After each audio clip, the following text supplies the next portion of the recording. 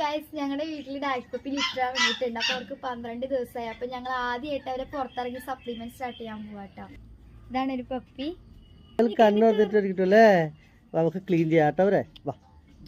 നിങ്ങൾക്ക് ഇന്ന് സപ്ലിമെന്റ് തരാട്ടാ. അപ്പൊ നമ്മൾ ഫസ്റ്റ് സപ്ലിമെന്റ് ഓപ്പൺ ചെയ്യാം കേട്ടോ.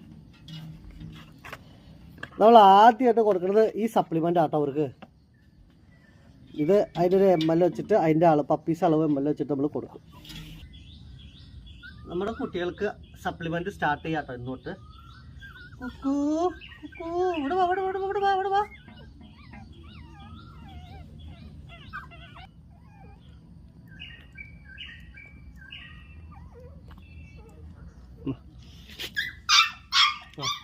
ഈ വലിയവന് കൊടുക്ക കാണിച്ച്.